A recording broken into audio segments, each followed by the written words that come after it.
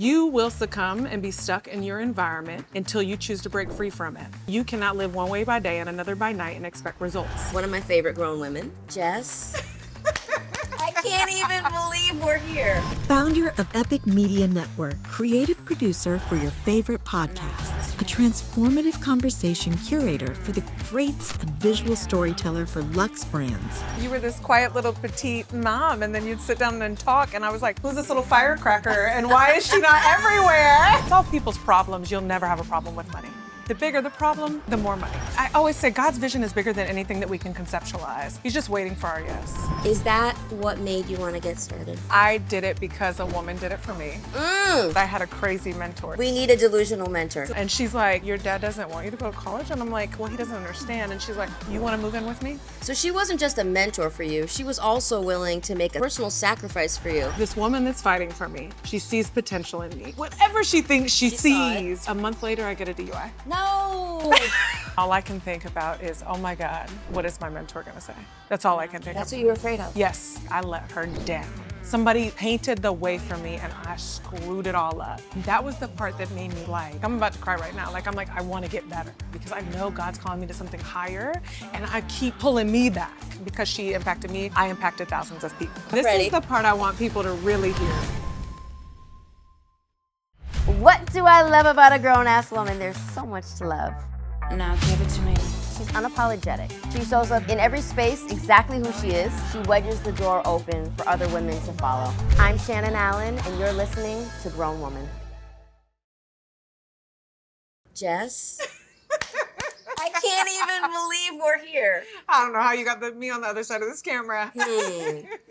She's got her ways. Yes, she does. So thank you so much for joining us today at Grown Woman. Of course. One of my favorite grown women. Thank you. And one, first of all, just have so much gratitude for you and the magic that you bring into the world. Thank you. And in addition to being a grown woman and a mother and an entrepreneur and all of the things, you also really mother the women in your life that you're nurturing in your care.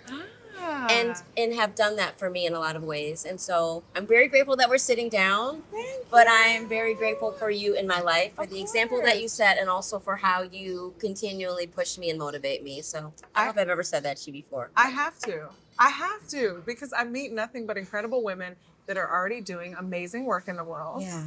And I'm like, there's so much, the rest of the world needs to see you. Right.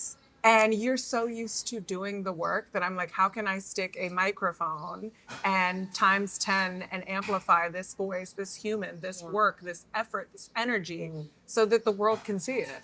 And so I'm thankful I get an opportunity to do that for people like Shannon Allen. Listen, you had to drag me out. I did. You had to drag me out by the baby hairs. This is a year in the making.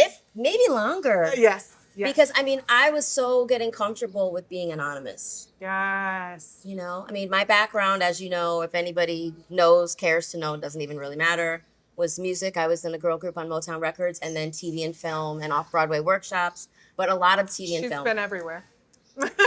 I've been blessed to do what I love and not be afraid to take risks. Yes. For sure. Yes. But I put my career on the shelf when I started to raise a family, which I would do again and again and again. I have zero regrets. But the truth is, you get comfortable, or at least I did, a little bit in being a little bit anonymous. Yes. And actually, there's 5 people that I want to actually say. I met you through Felicia Hatcher. Yep. On her show, So Ambitious. Yep. And Felicia, I have to just thank you for having me, Yep. 1. And for 2, when I decided that I wanted to do this, she introduced me to you, and you were like, you need to be doing this. Yes. You need to dust off the pregame meal. You need to dust off whatever you've been working on, and you need to continue to shine your light into the world. Because if you don't shine your light, Shannon, how are your people going to find you? Well, every time I saw you, you were this quiet little petite mom, and then you'd sit down and talk, and I was like, who's this little firecracker, and why is she not everywhere? She was hiding. You should be everywhere. She was in hiding. And I was loving being in hiding, you know, and pouring into my kids and my husband and my business. This is what I felt like life required of me.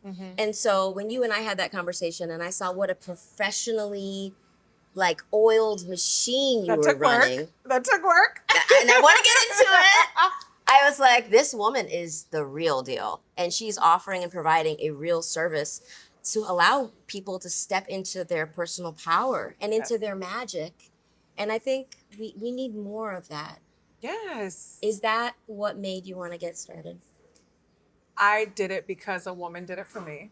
I think there's always been a woman that's done it for me. I think I started my own podcast in 2018 after the birth of my son, which was like super traumatic, and I'm sure we'll get into that. Yes. And I started a podcast just as like a healing mechanism and like something fun to do. I still had a corporate job. What was the podcast about? So it was called The Stranded Phase. And I was like, I don't want to talk to people about their accolades and all the things. I want to talk to them about the time that they were stuck, the time that they couldn't pay their staff, the time that they thought it was the end, and what they did when they were crying on the floor and were like, what do I do next? Who did they pull on? Who did they talk to? What did their support look like? What did their darkest moment before dawn, like dark night of the soul type stuff? Wow. And I had a woman on my podcast as a guest that I reached out to that had an enormous amount of followers at the time that I did not have. And she guested on my show. The episode came out. This was back when it was not videos, audio only, if y'all remember those days. And podcasts were just podcasts. Right. And she guested on my show, and I was at my corporate job, and she called my phone, and she's like, I need to talk to you. And I picked up the phone, and she's like, what did you do? My DMs are flooded about this podcast episode. And I was like, well, you have 200,000 followers, so I'm sure it's your followers. She was like, no, you don't understand. I launched a podcast 6 months ago and didn't get this kind of traction. So what did you do? And I was like, oh, when I looked up her podcast and I said, well, from what I know, I think you did it wrong. Oh. And she was like, what do you mean I did it wrong? And I said, well, this, and this. And she said, oh God, I don't have time for that. Because she was a busy entrepreneur. And I said, well, hey, I could do it for you. I can fix it. It's not a hard So fix. you being a helper. A helper, and I'll always say this until I'm blue in the face. Solve people's problems. You'll never have a problem with money. Wow. Solve people's problems. Right. Like, and the bigger the problem, the more money. Those are the best businesses anyway. Exactly. And Solve so, people's problems. but I didn't have that in mind. I was just like, hey, like you have a great message. You're already a successful entrepreneur. I can't believe you don't have a successful podcast. So I knew the problems. I solved them because I had done the research myself. This was not when I had a podcast production company. And I fixed it for her, called her in a week. But how did you know how to do that? Because I had done the research to start my own. So in doing the research for your own thing in 2018. Which was just a fun thing. It was a fun thing. It was God always talks about this, like being in play, like being curious. Being in play, being curious, and everything not being something that you have to do just to start a business. Yeah. I just did it because my son's father at the time was like, hey, everyone comes over here and talks to you, and they end up like, they say they come to see our son, but they end up here for advice. And they're on the couch with you for hours. You should start a podcast. And so I just did it for fun. Okay. And so she's like, so I know this because of the research I've done for my own. And so I take a week. I have one part-time virtual assistant at the time. And I say, hey, like, make some of these deliverables for her, like the ones I would do for my show. And I relaunch it for her. I call the night before. I say, hey, here's what we're going to do. It's going to drop again tomorrow. We're relaunching it just based off what I know. And it should be fixed, and we'll see what happens. The next day, she calls me, and she's like, what did you do? And I said, I just did what I know. And she said, I'm in the top 40. I'm next to Oprah and Joel Osteen. What did you do? What? And I was like, I just did what I was supposed, And she said, send me an invoice right now. Shannon, I didn't have a business. Okay. I didn't have an LLC. I was working a corporate job and had a podcast for fun. But what'd you do? Did you invoice her? Wait for this. Okay. This is the most embarrassing part of the story. You're welcome for any of you that have ever gone through this.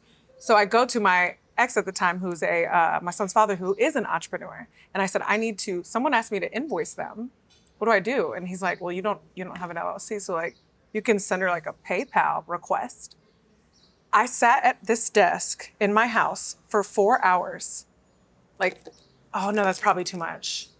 Oh, well, no, I can't ask for that. Worthiness. And I finally sent an invoice for $350. A girl, after on. a week of work? Hold on. And in the comments, I used to couldn't tell this story. Okay. In the comments I put, hey, hope this is okay. If it's too much, don't worry about it. And I wake up the next morning and I get a notification that she paid me $1,350. She added 1,000. She added 1,000. What an incredible show that she gave you. Wait for this. So I FaceTime her. And as soon as she picks up, she goes, you calling to see if I paid you too much? And I was like, I'm just calling to see if you made a mistake. And she's like, no, I paid you what you were worth. And I hope moving forward, you don't charge a penny less. Please go do this for other people. And I was like, well, I don't know if this is something people will pay for. And she said, I was looking for someone to help me do this for 6 months. You did it in a week. Please go do this for other people. Wow. So that was a God wink for you. That was 1000%. confirmation from God, from the universe. This is what I need to be doing. You can't tell me that our lives aren't series of that in play all day long. Like I always say God's vision is bigger than anything that we can conceptualize. He's just waiting for our yes. Yeah. And I'm like, there's so many times where I'm like, why am I doing this thing? What is this thing? And then a year later, I'm like, that's why. Duh. And even when it's tough times and it's stuff you actually don't want to be doing. Correct. You look up 15 years later and you're like, oh, that's why I worked that job. That's why I was in that bad relationship where it forced me to be a better communicator, to, stand on business, to ask for what I wanted, to set up boundaries. Not me being in practice before the game. Right. Literally. Every situation, I'm like, oh, that was practice. I've sat down with therapists that are like, oh, you're doing exactly, you're textbook doing what you should be doing based on what you've told me your life is about. Makes sense. Wow. So this woman was amazing. Yes. But she did what we should be doing. Not just as human beings, but especially as women. Like, she pulled me up. She pulled you up. She pulled me up. She pulled you up. And then she called me 2 days later and said, have you contacted anyone? And I said, about what? And she was like, to tell people that you do this now. And I said, and here's another part. Okay. I said, no. And she said, reach out to people and tell them you did it for me. Use my name. Wow. She's the GOAT. And I was like, okay. But and she said, that's send it. 5 of those today. Did you? Yes. And what Because were she the was like, I'm responses going to be checking on you. Most of the people didn't respond. Okay. But it gave me the courage to then 2 months later, I went to an event with my friend I already had planned. There were 500 women there. Mm-hmm. And I got, they'll put the mic in the middle and they'll say, oh, people can come up and talk. Yeah. I got the courage and walked up and I said, hey, I have a question. I think I'm starting a podcast business. I do this, this, and this. And that night, my girlfriend was in the hotel room and she was like, oh my God, Jess. And she flipped the computer around and everybody was in the Facebook group and they were like, where's the podcast girl? Where's the podcast girl? Somebody tag her. And she was like, I think you have a business, and like passed it to me. So that was how it started. Forced. That was how it started. Forced. Oh my gosh. But that's Problem amazing. solving. Well, and so it started out as a problem solving thing. You had this incredible blessing from this woman who was an angel for you, mentor for you, forced you to see yourself in the mirror. Yes. Forced you to see yourself, forced you to look in the mirror. And then additionally, forced you to demand what you're worth and add tax and a tip. Mm-hmm. And then... Are we forever learning that? We have to. These are hard lessons to learn. Especially when you're a person that comes from a place of like, I just want to be in service to the world. I want to be in service to my community, to my family. Mm-hmm. What birth order are you in your family? I'm an only child. I'm an only child. Oh, so this is like craziness for you. You're like, I've got to do it all. No one can help me. I'm on my own. One woman on an island. Yep. So of course it's just kind of like, I've got to figure everything out. Yes. And so it's when you're figuring everything out and you're in the weeds, it's hard to see from an eagle eye perspective the potential of not only where you are right now, but like where you can grow to. All I knew was work hard and earn my keep, work hard and earn my keep, work hard and earn my keep. And eventually somebody will see me and they'll choose me and they'll tell me that I'm valuable enough to do a thing. Validation. And so growing up, only child, and your parents, take me back to that really quickly. Were your parents entrepreneurial? Yes. Okay. So my dad owned a blue collar, he owned a mechanic shop. Cool. Yes. And my mom was always administrative jobs, lawyers, attorneys, medical centers. And then they started, my mom became the admin for his mechanic shop. We worked together. Yes. But in separate buildings, thank the Lord. And then they dropped the mechanic shop and started a restaurant.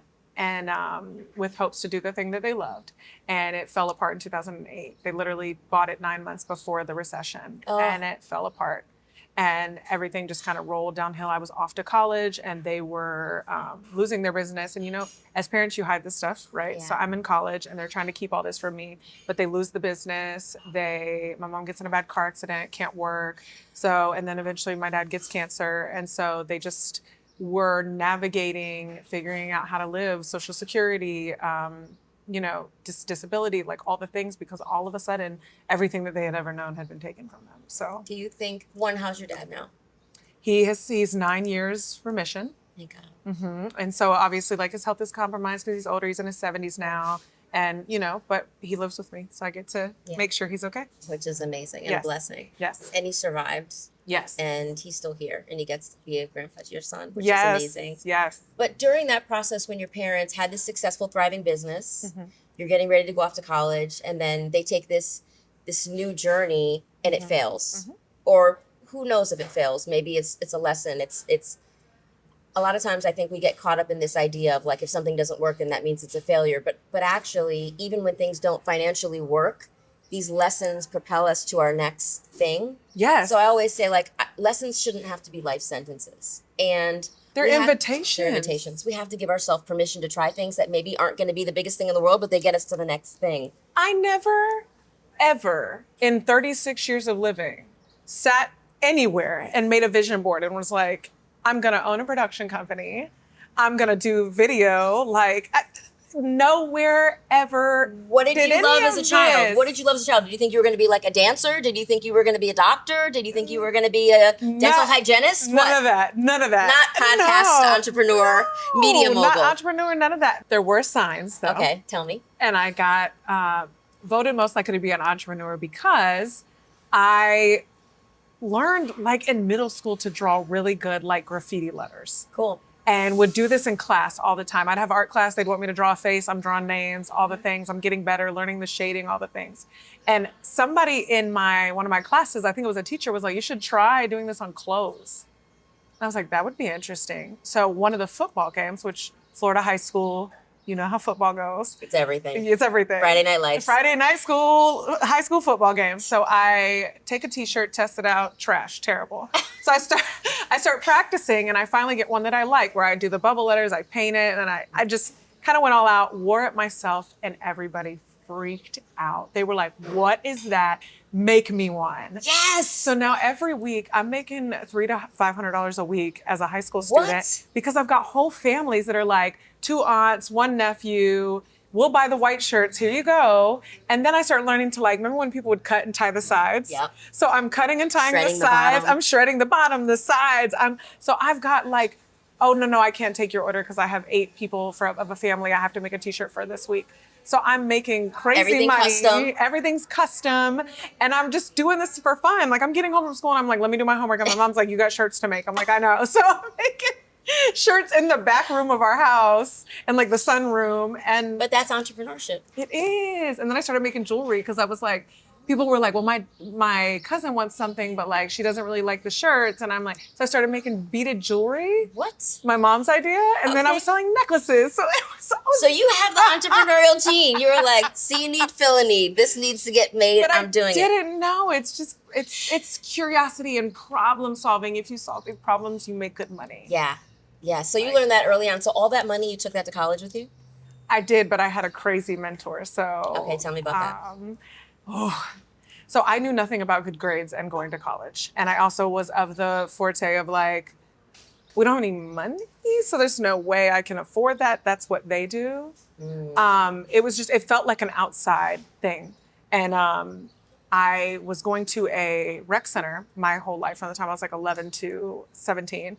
So much so that after 4 years, the woman that worked there was like, you should have a job here. You're here so much. And so she ends up hiring me as a after-school program counselor. And I worked there so long, I become her like sidekick before I even go off to college. And one day I'm in her office filing papers and she's like, so what are we doing about college? And I'm a sophomore in high school. And I'm like, oh, I don't know. I don't think I'm going. And she was like, She spun her chair around and said, what? And I was like, I don't have any money. Yeah. And she was like, was that hard for you to say? No, I just thought it was my fate. I thought it was a decision and that was it. Like college really felt like something that was outside of me. Like no one in my family had ever spoken about it. Nobody. Had anyone ever gone to college? No. So you would be the first person in your family that has a master's degree. Are your family immigrants? Have they always been here? They've always been here. They've always been here. They've always been hardworking people, but no one's ever had the money to go to college. Nope. Never. Didn't go to college, never had the thought. So this is like, you're like breaking breaking everything. chains. Breaking everything. Yeah. So she's like, hey, newsflash, the broker you are, the better. I was like, Okay. I was like, she's like, so we're gonna get you into college. And she's like, what's your GPA? I swear, Shannon, I was like, I don't know. And she You never was like, thought about it because college wasn't an option. never thought about it. All I knew was like, just get good grades, don't piss anybody off. Okay. And then like work, because I also had a part-time job and I was making the shirts. And You're a so hustler. I've got money, but this is for gas. This is for the things that I need. So she's like, you don't know your GPA? I'm like, no. She's like, okay, make an appointment at your school. I'm going up there with you. What? And I'm like, okay, so wait for this. So this is my longtime mentor who I did a TEDx talk about. It's called The Ripple Effect of Mentoring. It's a TEDx. It's all about my mentor. Everybody watch it. You got to watch it because Jessica Hurley it is TEDx. the story about my mentor changing my life. The ripple effect. The ripple effect of mentoring. And it talks about the study of mentoring, but because she impacted me, I impacted thousands of people. And her choice to say yes to that. Wow. So she goes up to my school, she finds out my GPA. She literally lays everything out for me and it's like, if you do this sophomore year, this junior year, and this senior year, we can get you into college. This is all we got to do. Lays out a plan for me. And I'm like, okay, all right, we're going to do it. And we do it. And I apply to 5 colleges and she helps me. But this is the thing I love. I hated about my mentor then that I love now. The accountability she had for me was like, this is all God's winks to me because he's always put the people in my life. And I know the times when I didn't take advantage of it and the times when I did. Yeah. And she lays it all out. Senior year, I'm applying to all these colleges. I apply to 6. I get into none. And I'm devastated. And she's like, no big deal. You're going to go to community college. You're going to keep your job here. You're going to get your AA degree. Good news was she had got me to do dual enrollment while I was in high school 1 year because I had good enough grades. So I've only got like a year and a half to get my AA. And she's like, you're going to go to community college. You're going to get your AA, and then we're going to get you into a college that you deserve to go to. And her thing was, you're going to get out of here. Because I'm from a small town. I'm from St. Augustine. Okay. So she's like, you're going to I've get... been there. It's Field trip. beautiful. It's Gorgeous. adorable. Everybody knows it for the castle. It's Yeah. 10 miles wide and it's very Yeah. small. And I mean, the ocean right there, like seaside community. Gorgeous. But I could see how you could become a part of like the tourism world and really nothing else. That's where everybody works. That's what everyone does. And the beach part is like where people visit, but that's never where we were. We lived like in city, St. Augustine. Sure. So I start this journey for my community college and realize this is going to cost money. And then that's when I start getting really scared. Is I'm like, I don't think I can do this. I go home and tell my parents, God bless them, they get it now. But my dad's like, pause, why? And I'm like, what do you mean why? And he's like, and I'm going off of the dreams she told me I should have. But transparently, I don't know what I'm doing. You also didn't believe it yet yourself. I didn't believe it yet myself. Okay. I'm like, this lady, She had a bigger dream for you than you had for yourself. she had bigger shoes for me to fill than I had for myself. And Okay. I'm like, well, this lady told me that I should go to college and that I can. So like, Dad, I think I should go. And he's like, you are 17 years old and you've been working for the county government for 5 years. You do that for 20 more years, you can retire. Why would you run away from that? And then he's like, so in his Also eyes, a great point. he's like, you can retire, you've already got a good job, you're very young, you're well respected, keep your job, don't run, and we can't afford this. So like, what do you know? And so I go tell my mentor, she's 5 feet tall, she's Italian, she's spicy, she's crazy. So I tell, and she will, We need a delusional mentor. delusional. And she's like, oh yeah, your dad doesn't want you to go to college? And I'm like, well, he doesn't understand. And she's like, great. You want to move in with me? Because she did not. She was like, wait. We got you all prepared for college. Wow. We're on track. And now your parents aren't on board. And they just didn't understand. So she wasn't just a mentor for you. She was also willing to make a personal sacrifice for you. Personal sacrifice. Did she have her own children? So wait for Okay, this. I'm ready. This is your real mom. She- Just kidding. No. That's what we were waiting for, y'all. She had already signed up to adopt a child and was waiting for the phone call.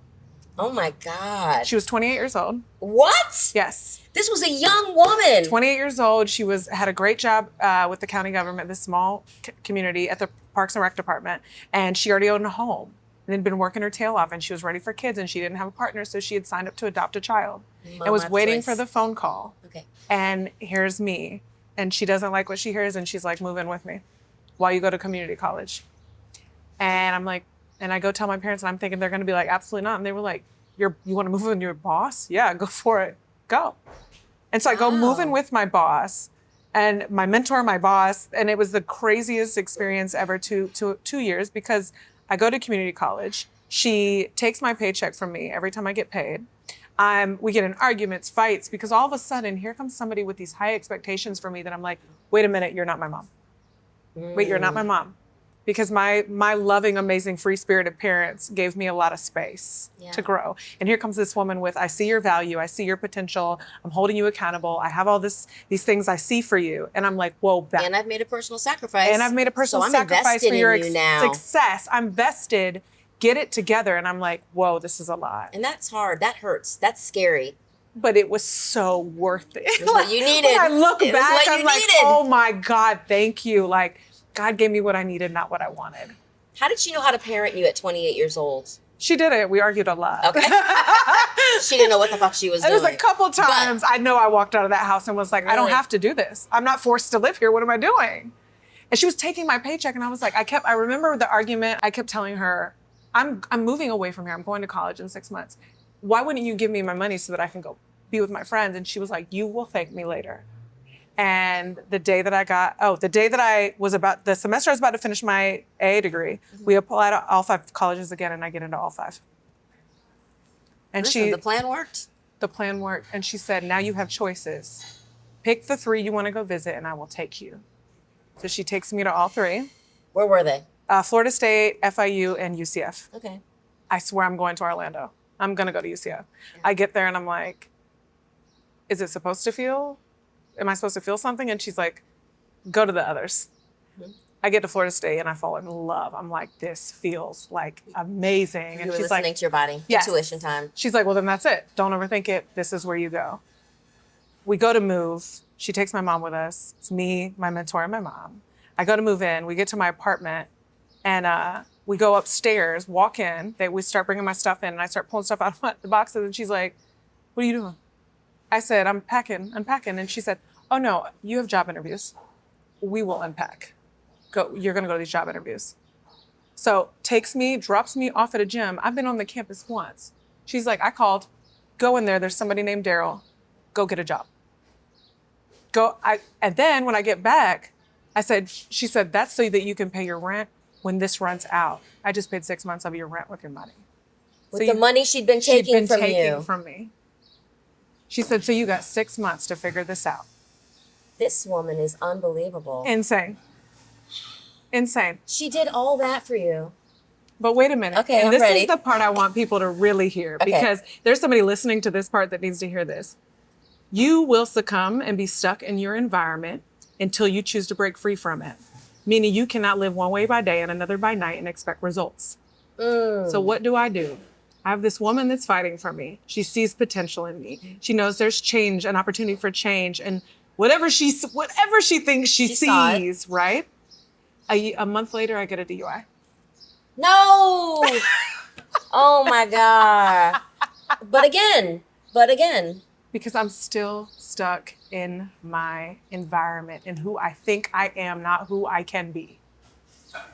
Are we allowed to make mistakes? This is the part I worry about for my own children. Yes. Like in life now, is an 18-year-old freshman in college allowed to make a mistake, or does that lesson have to be a life sentence? Because human beings are fallible. Mm-hmm.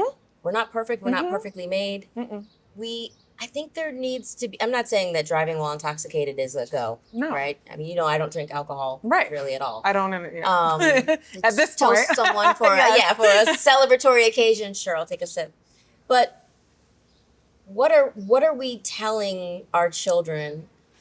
How did you get out of this with her? Because I also feel like we live in a world now where people aren't allowed to make mistakes because they get canceled, they get jailed, they get criminalized. Yes. And I don't know if it's an authentic way to live if every single thing you're doing, you're self-editing along the way because you're afraid to make a mistake, which humans do, because you're afraid that you'll never be able to come back for it. Because we all make mistakes. None of us are perfect. So you got the DUI. What'd she say? I'm done with you? She tore my tail up. Okay. But she was there.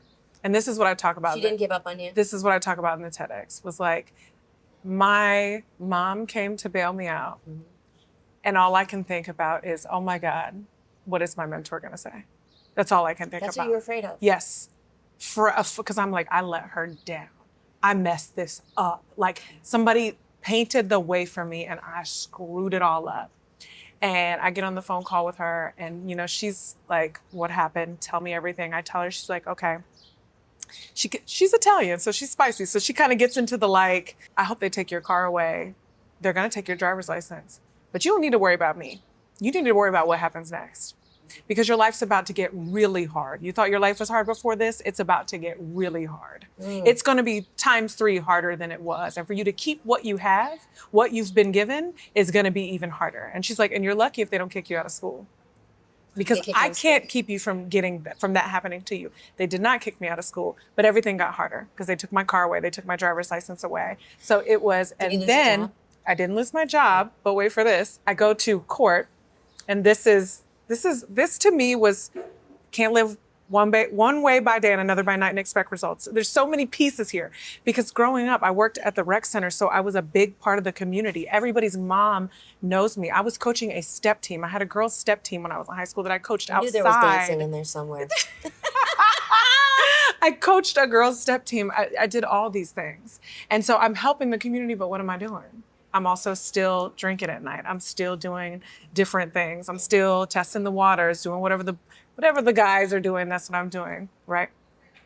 And the night I'm arrested for the DUI, I'm sitting in the cell and I see the peephole open and I see these eyes and she's like, Jess, are you okay?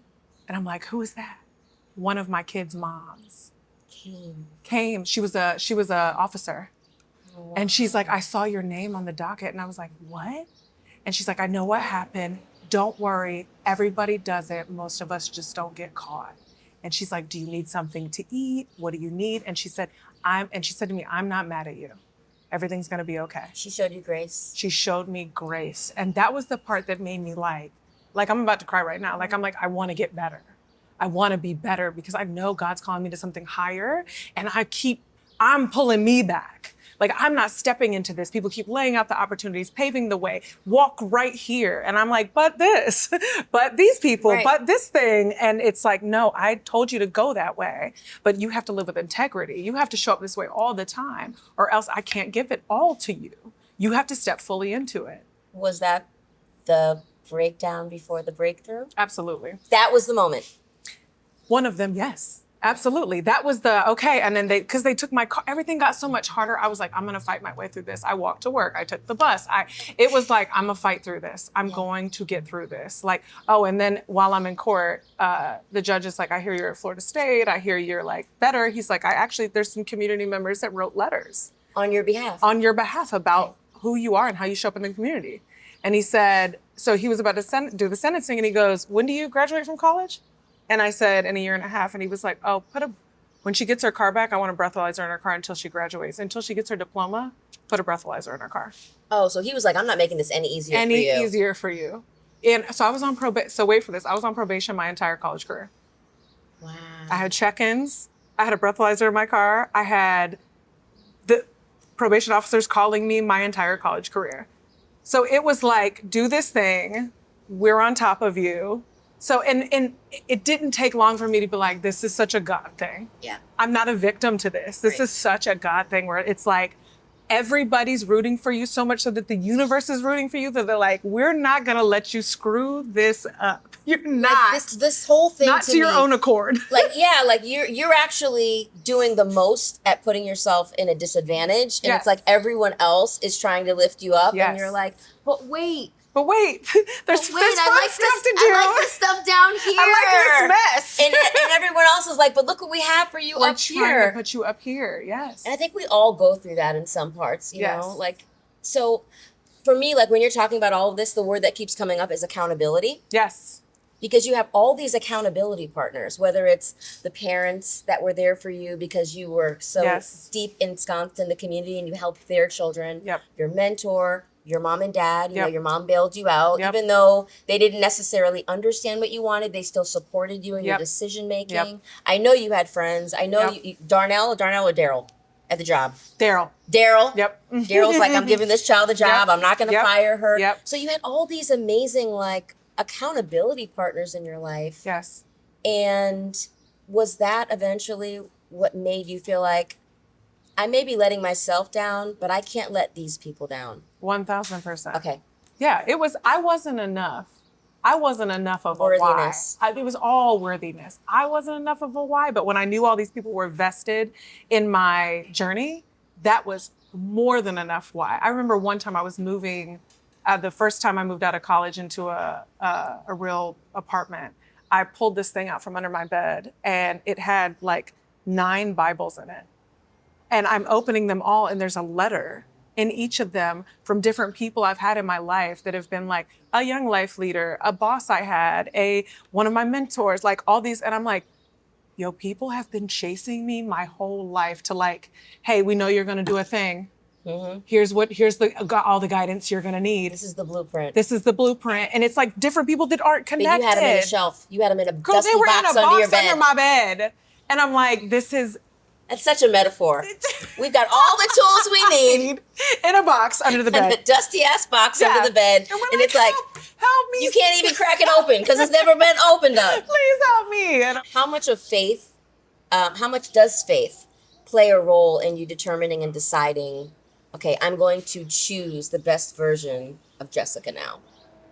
Does it play a role? yes, intuitively, I just think that it's always, I've always felt like my life is it's 100% yes. And I think my life has always been a series of, this is the analogy I always give and it's silly, but I think this is what my life has always felt like.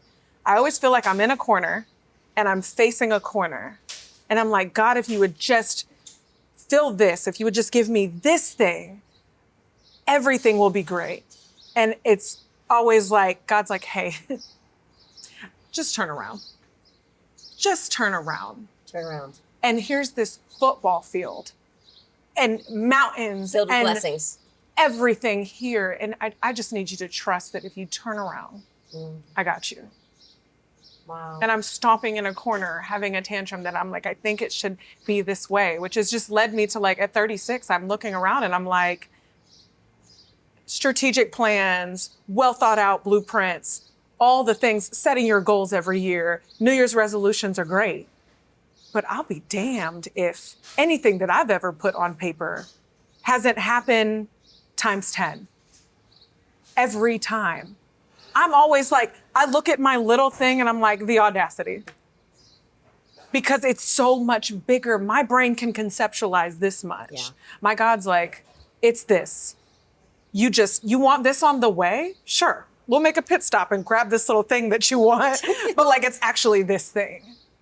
So Yeah. you're dreaming here, I'm dreaming here. You know, I feel like that in my own life, and I know I've said it before and I've said it on the show, but like, I only want what God wants for me. Yes. Because I can't possibly I couldn't conceive of this, any of No. this, or any of this, or any of the things. And by things, I mean relationships and love and abundance and health. You know, the stuff that I really care about. Yes. You know, this. Yes. Being able to have an opportunity to do Yes. this. I never dreamt this. I never could have conceived of it. So I know that God's vision for me, his plan for me, his design for me is infinitely, like an infinitesimal amount better than anything I could have dreamed for myself. Because what I would have been content with is this. I too Yeah. come from a small town Yep. with parents that are workers. Yep. No one, my parents are successful in their own way. My Yes. mom runs a very successful business. Correct. My grandfather was the commissioner of minority small business. But these are all very successful people for the time. And they lifted up their communities and made their communities better. Yes. But I don't know that people in my family or in my community ever thought outside of Middletown, Connecticut. In the Yes. same way that you don't know that you thought outside of St. Augustine, Florida. So I want what God wants for me. And I want what God wants for you. Because it is the football field or beyond. Yes. Every time I'm like, oh, that was just on the way. That was on the way. That was a pit stop on the way. And I was like, yes, this thing, it's so great, thank you. And then he's like, no, just grab that and go. That was a to go. Grab that and That go. was I a have something to way go. bigger for you. Yeah. Keep going. But again, it's like this worthiness thing, like, am I good enough? The imposter syndrome, like, can I have that? That's not for me. College, that's no one in my family's ever done that, so that can't be for me. Success, that can't be for me. Entrepreneurial dreams, my parents did this and then something didn't work out for them, so I don't even want to put my toe in that water. And it's like, but look what I have for you. So with all of the steps to get Jessica to accept Worthiness and value. worthiness, value, accountability, grace, all the things. Uh-huh. Having your breakdown before your breakthrough, take me to your pre-COVID moment when you decided to build something from scratch out of nothing that has become a media empire. When did that happen? Outside of problem solving, it 100% was the grace of my son's life. And so tell me about Cam. My son Cameron is 7 years old now. And I was pregnant, first son, only child thus far. I'm pregnant. I know nothing about being pregnant. I have a few friends that have had the experience, but I'm brand new to this. I'm still at my corporate job at the time. I'm building my stuff on the back end for fun at that time. And I am 6 months pregnant. I'm at my job and I leave to go to my 24-week checkup. Okay. Go for a sonogram. They do the sonogram. They're doing it really long. And even his dad at the time leaves. We sit through the sonogram and then he leaves because he's got work. And then I go in the back room and I'm sitting in there forever. And then 3 doctors come in and shut the door and they're like, "Hey, are you feeling okay?" 3 doctors. And I'm like, "Yeah." So not an ultrasound tech. No, 3 doctors. And I can tell because everyone's white in the face. And I'm like, "What is happening?" And I'm clueless. And I was at work. So I was like, "Hey, I'll be back in 30 minutes. Yeah, you're in your lunch I'm still break. in my, Yeah. And they're like, so a couple things. Baby's the same size he was a month ago. Hasn't grown. 2, your blood pressure is like stroke level.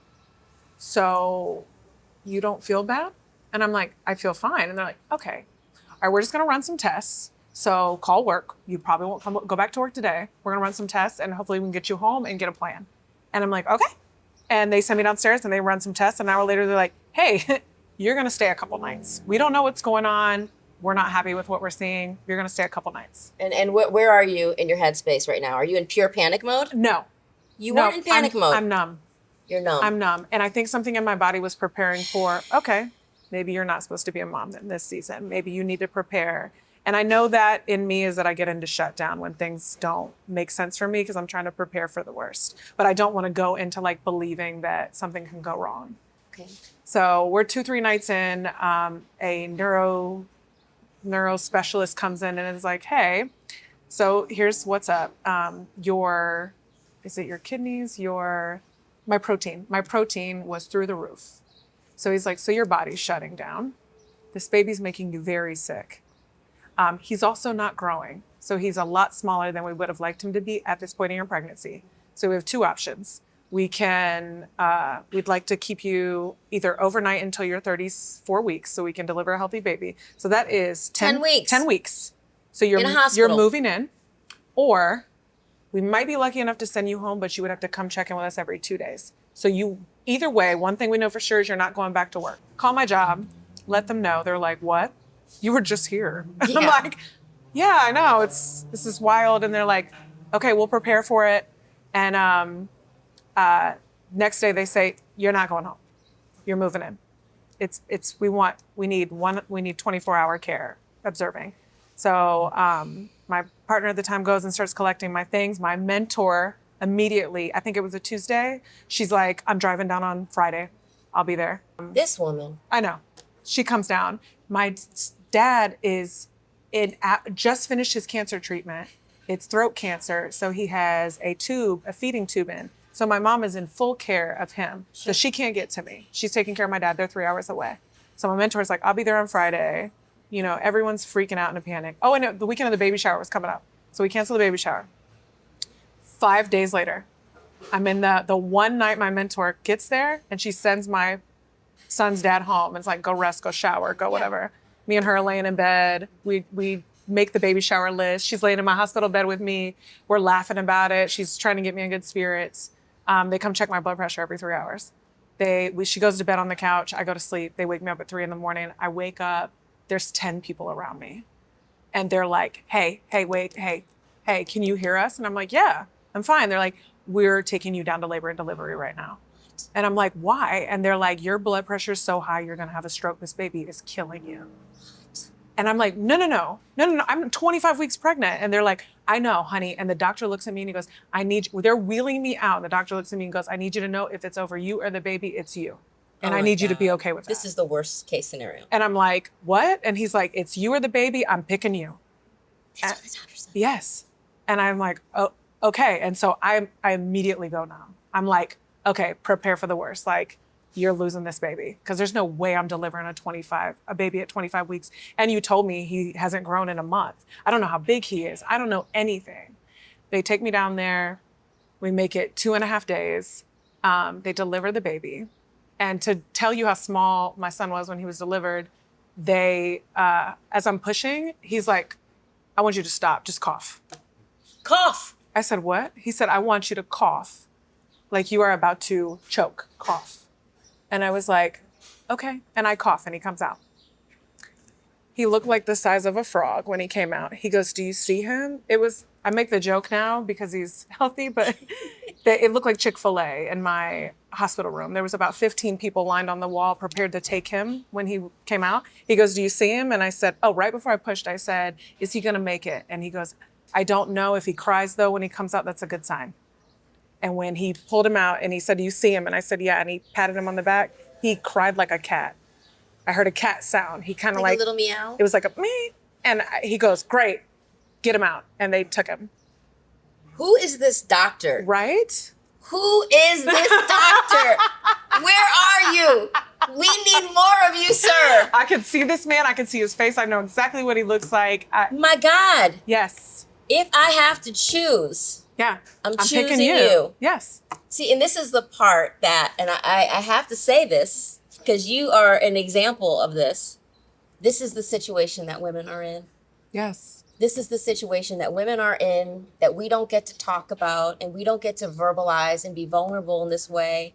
We need doctors in the rooms with us. Yes. Not politicians. Yes. Because the conversation that you had with your doctor about saving your life over a baby that could not make it on its own. Yep. This is and I didn't know I had no clue what was going on. It was happening to me. I couldn't advocate for myself. I didn't even know what I had, Shannon. I was like, what is going on? What did you have? Do you even know? They told me later on I had severe preeclampsia, which is very normal. And they say that like they've been studying this for decades, and like the best thing that they know is that it's at inception when it connects, when the I forget what it's called, but when it connects and it's just faulty. So he was like, think of it as a car part. So as the nutrients flow from you to the baby, it just kind of stops working. Yeah. And then it makes your body becomes very sick. And so that you had the whole Chick-fil-A audience they take the baby out. When he's born, he's 1 pound 11 ounces. Tiny. Frog size. And for people that have never had a baby or don't know about having babies, like an average size baby is probably like around 7 pounds. Yes, correct. Right? So he's 1 pound 11 ounces. 1 pound 11 ounces. Then this big. Yeah, frog size. Literally his legs drop out and they look like 2 little frog legs when they show me. And I can't really see his face. Okay. So then I'm sick. So as they're pushing the fluids out, they kick everybody out of the room. The nurse working on me. And I'm in there for 12 hours with me and the nurse starts crying. And she's like, can you just relax? And I'm like, I'm fine, I'm just starving. Like, can you bring me? And she's like, you don't understand, your blood pressure's so bad right now. And she's like, in my 20 years of nursing, I've never been able to not get this just like down. And I'm like, I'm fine. And I fast forward looking at that, I'm like, that was my rebirth. That was my rebirth. I couldn't get to anyone. I couldn't talk. Oh, I didn't even tell you this part. Wait a minute. Okay. Wait. Tell me. This day that my son was born was August 21st, 2017. If you look this day up, it is the only day in over 100 years of the total solar eclipse. It was the day that it became completely dark and it went over the US. As it was going over, that was when he was born. In that moment? Yes. Between 9 and 10 a.m. as it was crossing the US. The only one that happens in 100 years, a total one, was the day that this boy was born. So there were people going outside with the sunglasses yes. while I was having this boy. Yes. So The darkness. the darkness, which the darkness to my light is what or the light to my darkness is what I always say. The light to my darkness. So yeah, I was super sick. How long were you in the hospital? 8 days after Just that. you. They were working on you for Yes. 8 days to get your Yes. blood pressure down. Yes. And Get me healthy. And what does that look like? Is that like infusions? Is it a course of medication? Yep. How do you get a blood pressure down that's higher than they've ever seen in the history of the hospital? I have no idea. Okay. They did their thing. Yeah. They knew what to do. She kicked everyone out, had me in there for 12 hours, and then it took another half a day to get me in a regular room. Okay. And then I could see my family and stuff. It was 3 days before I could see my son. It was 12 days before I could touch him. And where was your mental? Were you still in shock? And did you disassociate from I the fact that he had disassociated been because born? I remember they came up there to do the birth certificate and they were like, what do you want to name him? And I remember thinking to myself, that's not funny. I remember thinking to myself, if I give this baby a name, then I'm attached. And when I give him a name and I lose him, I'm never going to forgive myself. So you almost thought there was a certainty that he wasn't going to make it. Yes. You had already told yourself, you'd given yourself permission to start grieving. Yes. Because nobody told me anything. Like even a woman came up to talk to me about lactation and I was like, you got to be kidding me. Who am I feeding? That baby is not Going to make it. and he's not big enough for me to do anything. So why are you talking to me You were about thinking this? this isn't a viable birth. Yeah, I'm There's like, get no way out of he's here. surviving. Yes, and then 3 days later, his dad comes up to the room and he's like, I saw his face, and I was like, okay. And he's like, do you want to see it? And I go, yeah. And he goes, I want to warn you, it doesn't look like a regular face.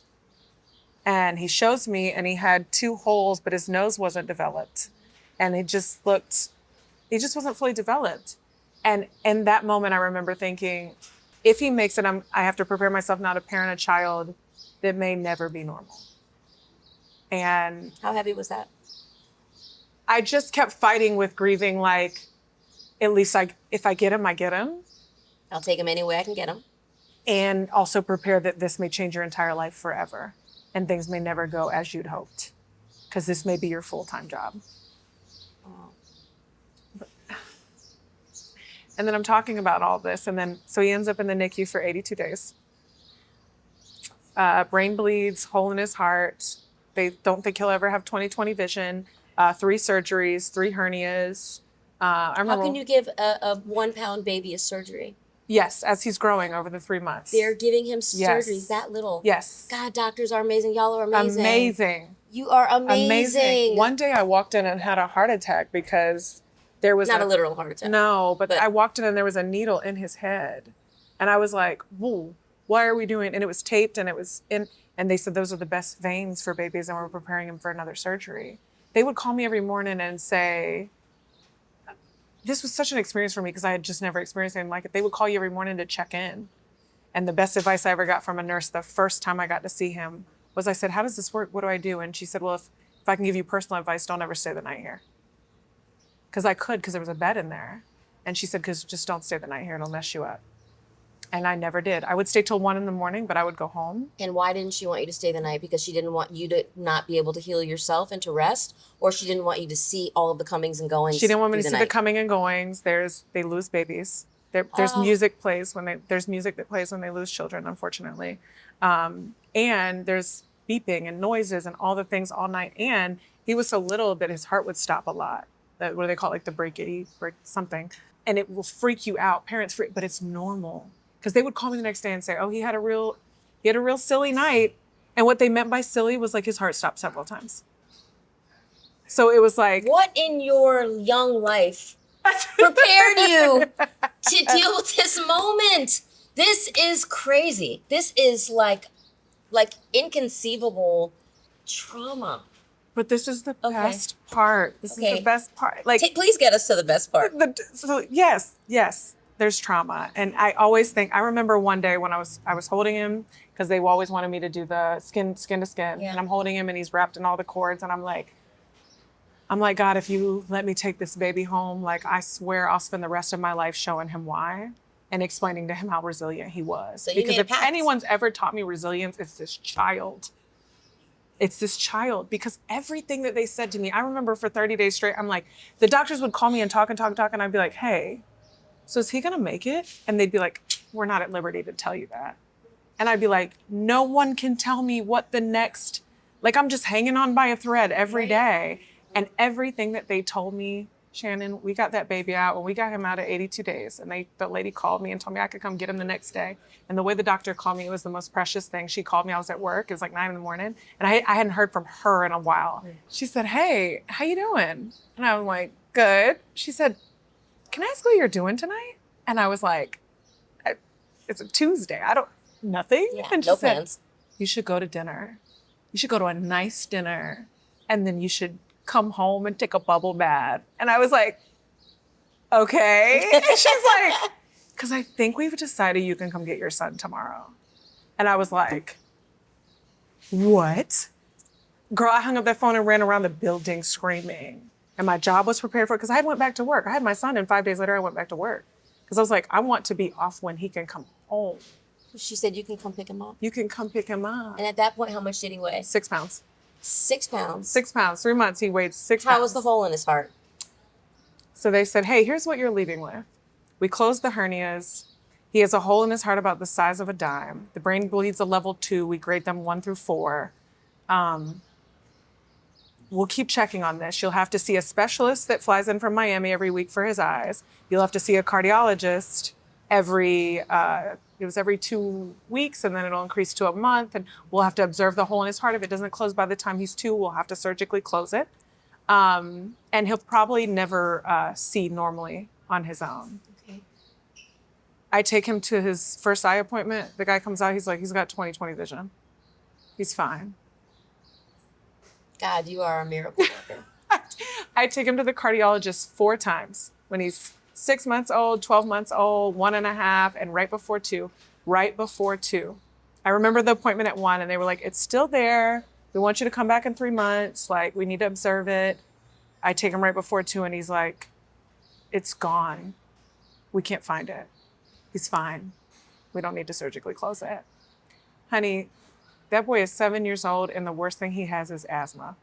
He's thriving. Praise God. Thriving. Won't he do it? Won't he? And I remember when I was pregnant, I was walking through an airport and I was struggling. I just had an emptiness feeling going on. And I was in an airport. I was in the DC airport, I'll never forget. And I called my friend who was just a devout Christian, just an incredible woman, and always so not judgmental about my up and down journey. And I called her and I said, hey, when people say that they talk to God, what do they hear? And she said, you never heard him before? I said, I see him in my life, but I don't hear him.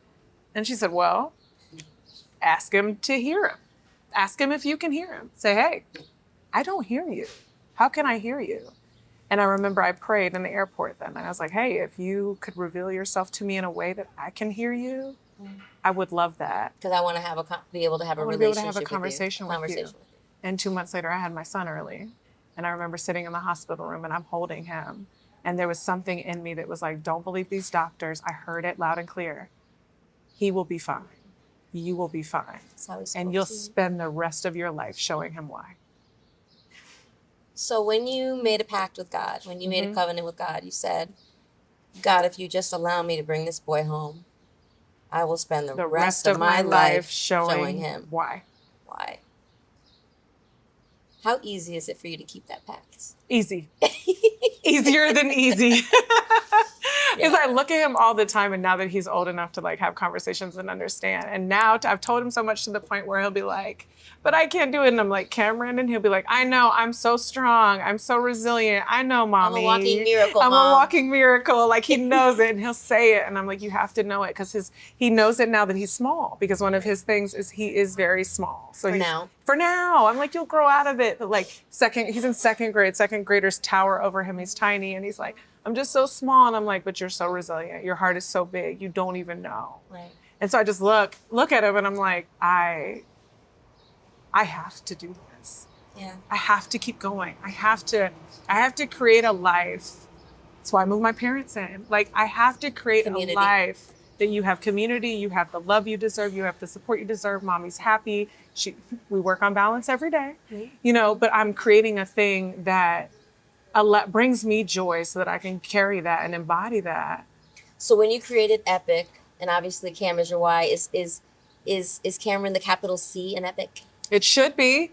You know, I'm an idea person, so I'm EPYC like... is an acronym, and Okay. it stands for Evolved Past Your Consciousness Media. So it's EPYC with a Y. Yeah. And I decided that because once I got into it and it really started picking up, I was realizing that anybody would reach out to us that had a voice, that had effort, had great work in the world.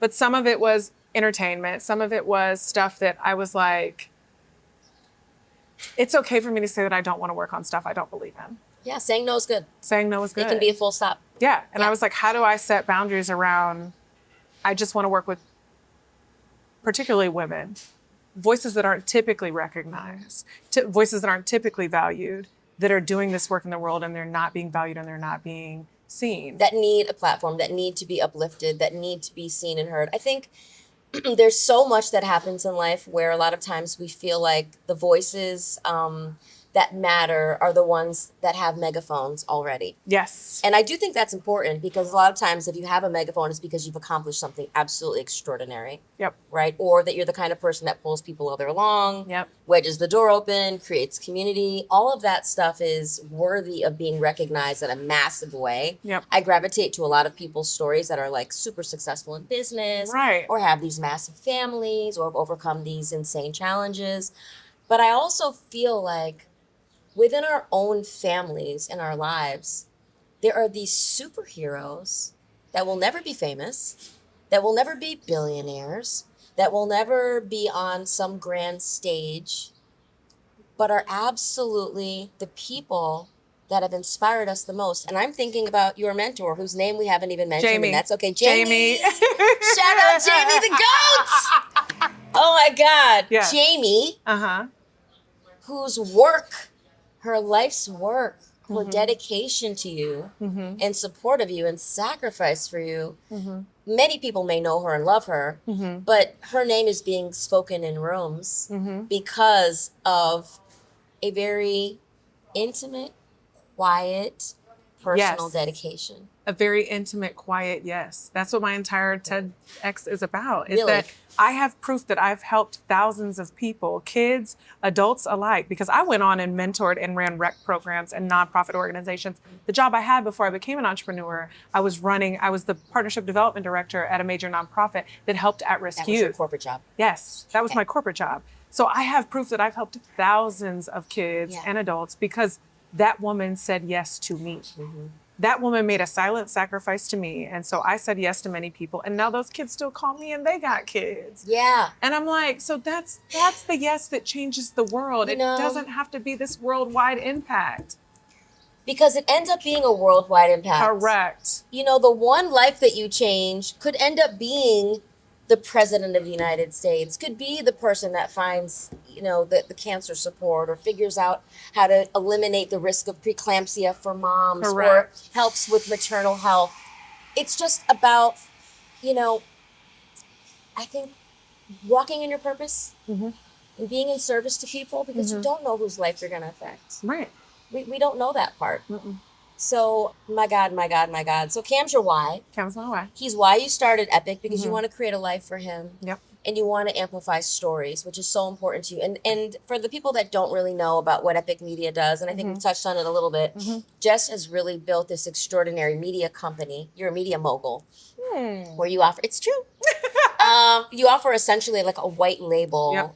podcast / show service. Digital series Digital service. Yep. series service. How do you describe it? Because I don't want to put my words on you. You described it so well. That's it's, it. It's literally a complete white glove done for you service beginning to end. People already doing incredible work in the world come to me.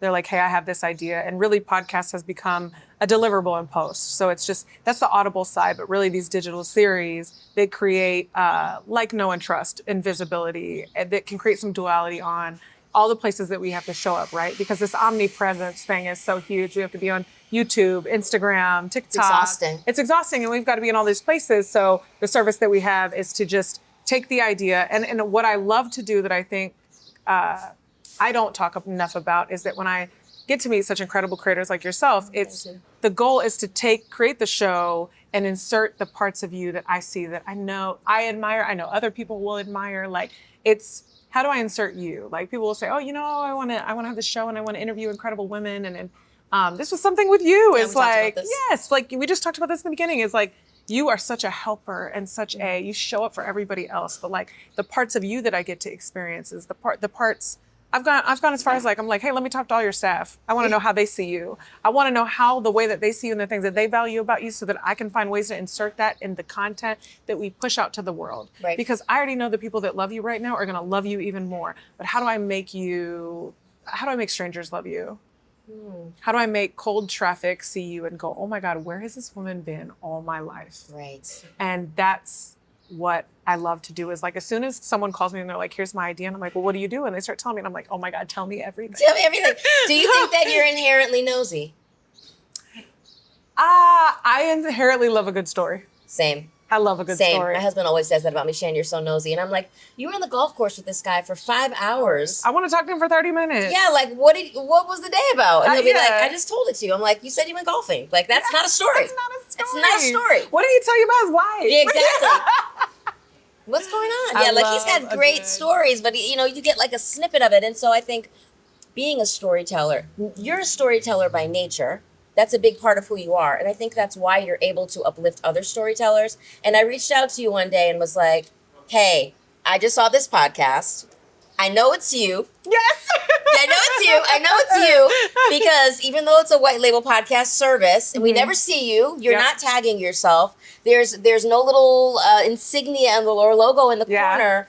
I know it's your work because Yeah. one, it's so good. Thank you. And it's so crisp and it's so real and it's so pointed and focused. And you do have real deliverables, but you do have a calling card. Yeah. You have a calling card. And it's not just excellence. There's something very special about what you do. And I think it might be intimacy. Yes. Because I'm like, transparently, and I'm going to say this like with love in the kindest way, but I want it to stick. And I'll be like, okay, that's cute. I can find that on your Instagram. Give me depth. Give me hard questions. Let's have hard conversations. Let's have conversations that women would pay good money or piss off a waiter because they haven't gotten up from a table yet. Because it's like, hey, y'all been here 5 hours. It's time to go home. Right. Like, I want those conversations on podcasts where people are like, this is the conversation I've been waiting for. This is the one that I can't seem to have with my friends. This is the one that no one's talking about this post-divorce. No one's talking about, caring for their sick children. No one's talking about surviving after a cancer diagnosis. No one's talking about losing a spouse. No one's talking about these things, or I feel siloed in these spaces. So when I'm creating these, I'm like, how do we speak and show up in spaces where people feel like it's the delivery of hope? That's it. It's the delivery, delivery of hope. It's not intimacy. You're delivering hope. And I think that's got to be part of the point of it all. You know, I was Yes. talking to someone the other day and they were saying, what are you loving the most about Grown Woman? And I said, what I'm loving the most about it is the overwhelming positive response from people that have been in a place lacking in hope. Yes. They're direct messaging me or texting me or having a friend call me. This is what I've been looking for. I went through this thing that maybe I know nothing about. Mm-hmm. And every day it's been difficult for me to figure out, how do I get to tomorrow? Because I'm so devoid of hope in my life. And I saw this episode with whomever, Rushmi, Karen, Cece, Darcy and Stacy, whomever's been on the show to talk with me. And when I heard this part, it made me realize in my own life, I can get through this. I have a client I work with named John Onwu Chekwa. He studies grief. He's incredible. And he always says that tragedy doesn't ruin us. Hopelessness does. And it's the loneliness that hurts us. And so just hearing what you said, I'm thinking this combats loneliness. Yeah. This creates community. This creates connection around a thing that I feel siloed in. So I've experienced tragedy. I've experienced hurt. I've experienced something that makes me think it's complex shame. It makes me think no one knows how I feel. Mm-hmm. And I'm alone now in this. I'm alone alone in this. Yep. And I'm suffering in it. Yep. And no one's ever felt as bad as I feel right now. Yep. And so even if it's not the thing that's your specific thing, Yep. your specific sadness or grief or destruction or Yep. divorce Yep. or disaster or feeling of failure or even just having a shitty day, Right. because we have shitty days, All the time. right? But when you're in it and it's just your little life, because we all have our own life and our own sad little stories. We all have them. Yeah. We can get stuck in it thinking no one else Understands how I feel. Yeah. And so when you're presenting a story like yours, that's so unbelievable. And Cam is such an incredible story of inspiration. And your love for him is omnipotent. And your faith and your grace and the mentorship and the accountability and all of the love that your community has poured into. And you not only birthed this amazing little human being who's getting stronger and stronger every day and is perfect and has 20/20 vision and all the things. In addition to that, you build this extraordinary business, this platform that inspires and uplifts women to tell their stories. And I think it's incredible. And I'm so grateful for it, because I wouldn't be doing this if Jess hadn't dragged me out, and Felicia Hatcher said, girl, you better do that thing. That's exactly what she said to me. You better do that thing. So thank you, Felicia. But the other thing, there's one other thing I really want to ask you, because I think it's important for people to hear.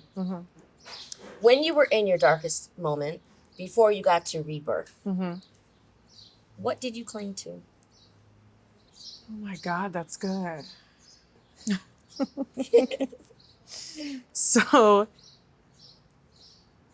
I just have this memory as you're saying this of what felt like, I always call it my dark night of the soul. And it was actually a little bit after that. And the reasons why I was there can go far beyond this podcast. And it felt like you have those days where you're like, oh, it's just going to hit me in threes, huh? Like, it was like the worst thing of my life had happened. And then I was crying in a bathtub. I was hyperventilating in a bathtub. I had left the event I was at. I didn't know how, I couldn't even cope. I could not figure out how to cope. I'm ready to start breaking stuff. I literally can't cope. So then I get dressed, I go outside and I sit on a bench and a bird poops on me. Oh shit, literally. And I just have this moment where I'm like, okay, what's the invitation? What is the invitation? Because it can't get any worse. And we don't like to say that because it always can. But I'm like, it can't get any worse. What is the invitation?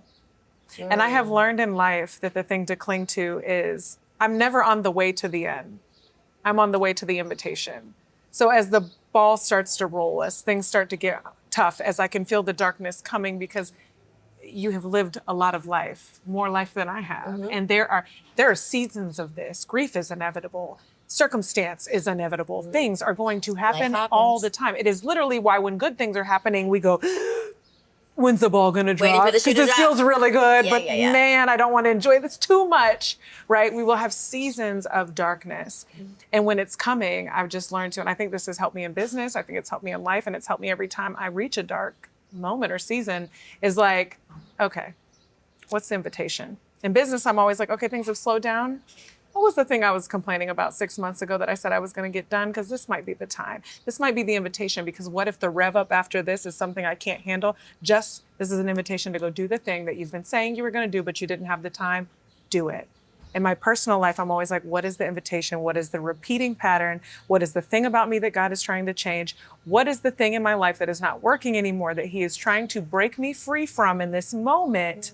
Or make me see about myself? What mirror is being held up in front of me? What is not working for me? What is He taking from me? And I think anyone listening to this can empathize and understand or embrace this, of how many times in our life something has been taken away, removed, or halted.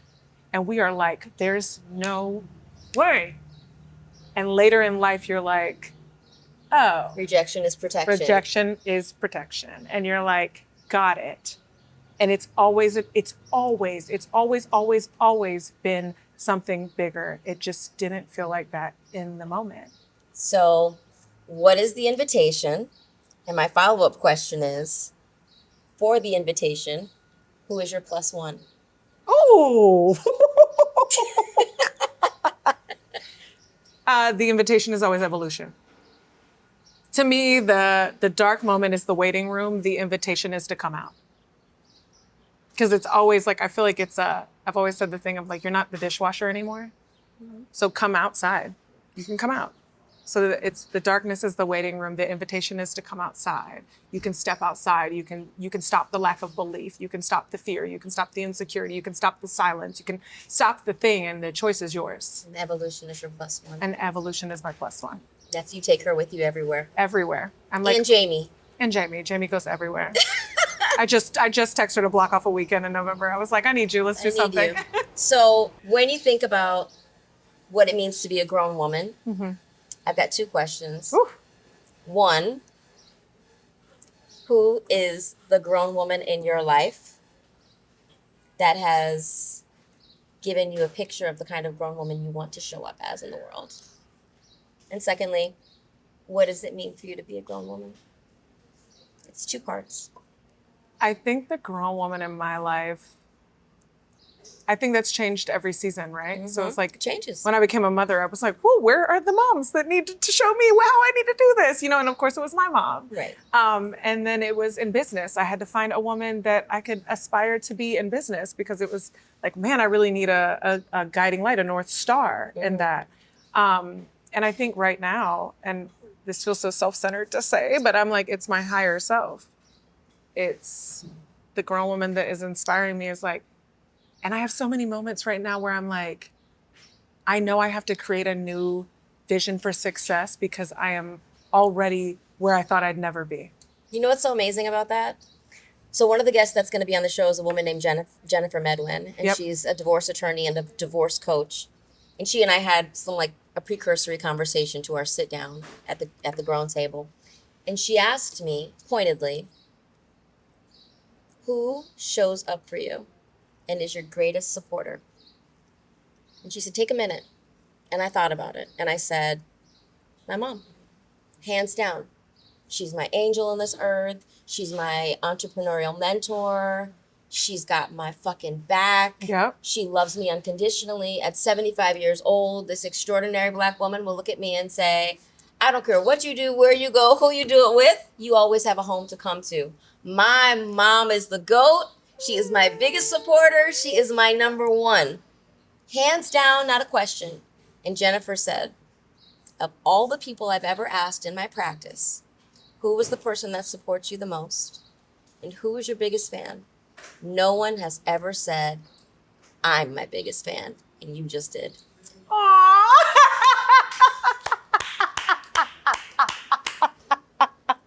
So that has got to be evolution. Wow. Thank you. You're welcome. Thank you. Wow. Yeah. Big. Wow. Yeah, and that's what I think if I think about what a grown woman is, it's stepping into my evolution every day. It's stepping into it every day. Every time it's like I want to go left and God's like go right, I'm like, "Oh, okay. It's the next thing. I got it. Got it. And I'm willing. Let's do it." Growth mindset. Yep. Thank you so much. Thank you, Shannon. Thank you for this. Thank you for everything. Of course. Thank you for being my friend. Yes. Thank you for sharing your heart and your story course. with us. Aren't we so amazing? Aren't we so blessed to have Jessica Hurley? Thank Jessica you. Hurley, everybody. EPYC Media Mogul. Thank you.